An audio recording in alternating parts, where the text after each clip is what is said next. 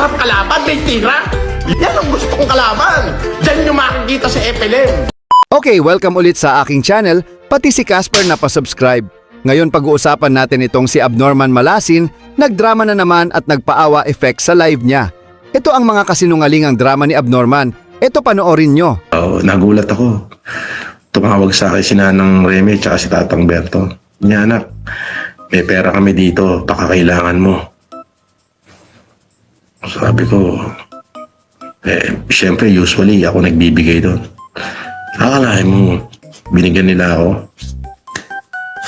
Tapos sabi nila sa akin na malaki naman yung lupa dito. May isang bahay kaming pinatayo. Gusto mo dito ka na. Baryo nga lang, pero dito mahal ka ng mga tao rito. Talaga lang ha? Norman, malungkot ka ba dahil wala kang na-scam na OFW? O baka masakit pa puwet mo, ramdam mo pa yung dinunat ka sa kulungan? Ganun. Sabi ko, sige po, pag pupunta ako. At the same time, tumawag yung anak ko. Pa, sa kabila nung nangyari sa'yo, ako at mga kaklase ko, proud kami sa'yo. Ha? Sabi ko, anak, naging proud ka pa sa akin. Nabilanggo nga ako at saka, kita mo naman, hiniyang-hiya ako. Wala akong mukhang iharap sa'yo, anak. Hindi pa. Pati mga teacher namin, sabi niya, nasa iyo yung simpatya. Pwede na! Ganun ba? Sabi ko, thank you. So, may mga bagay sa buhay na hindi ko maharap. Pero nung panahon na yun, pinagpasa Diyos ko na lahat. Sabi ko, Lord, I surrender it to you. Alam mo yun? Na-reconcile ako sa anak ko. Ganun na rin sa nanang ko. Pati kay Tatang Berto.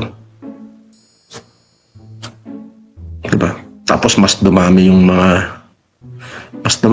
tao nagmahal. Kaya sila Honey Asia, sila Maring si Ma'am Sinaida Sungat. Diba? Sana all. When you surrender it to the Lord. Alam mo nyo, nung nakulong ako, pinirha-piraso nila talaga ako. As in, pirha-piraso. Nabaliktad eh. Sabi mo si Makagago ang dudurugin mo. Yung mga pinagkakaso ni Makabaho, wala yan. Puti, gingitiin ko lang yan eh. Di nga ako nakatanggap ng subpwena. Umaasa sila na mawawarant ako. Di mag-bail ako. Pero sila pag nawarant, yun. Walang aregluhan yun. Talagang ihohoyo ko sila. Parang hindi ko pa alam kung may mukha pa akong iharap sa lipunan. But sabi ko, Panginoon, bahala ka na ho. Kung sa tingin nyo ako mali. Pero kung palalayain nyo po ako ng Sabado, ibig sabihin, meron pa kayong gustong ipagawa sa akin. First time po yun in the history of the Philippines. Sabado ng hapon, lumaya po ako. Feel ko, may script kang binabasa dyan sa baba, Abnorman. Mga tangang supporters na lang ang naniniwala sa'yo.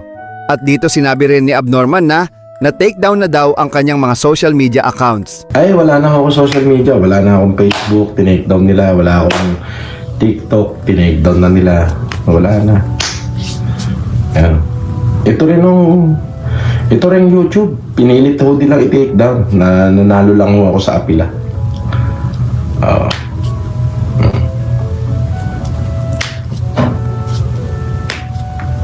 Nanalo lang ako sa apila. Umapil lang ako kay YouTube. Kaya hindi ko na-take down to.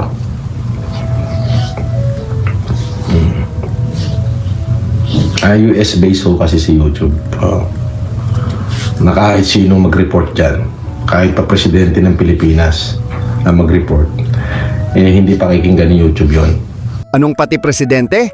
Pala desisyon yarn? Sinabi ba sa'yo ni YouTube yan? As long na wala kang, hindi ka nag-violate sa kanila. Ganun yun. Pero yung Facebook at saka yung TikTok, wala na ako. Okay lang ako. At saka, hindi na nga rin sana ako mag-YouTube eh. Kumbaga, dangan nga lang at ang dami hong gustong makakita sa akin.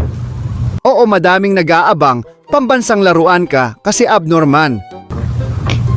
Ng mga supporter ko, malaman nila na okay lang ako. Okay lang ako. At syempre, harapin naman natin lahat ng mga kung ano man yung magpagsubok. Oops, teka, may sikretong Facebook account si Abnorman.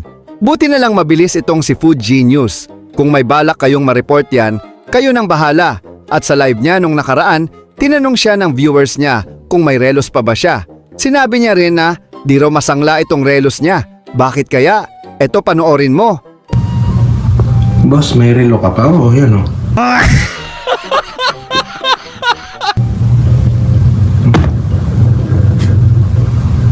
Sing-sing, meron pa, yan o.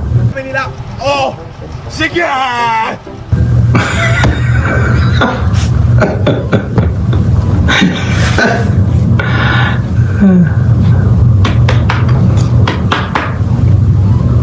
Asa sing-sing mo, boss?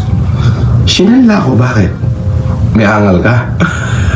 Kala ko ba bilyonaryo ka? Bakit nagsasangla na lang ng singsing?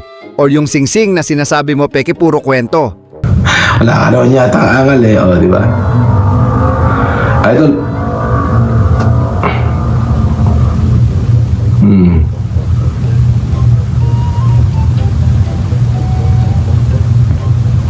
So dito ko natatapusin ang video. Sana nagustuhan nyo.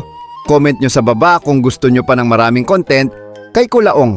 Abangan nyo kasi unti-unti bumabalik na ang kayabangan ni Mang Usin.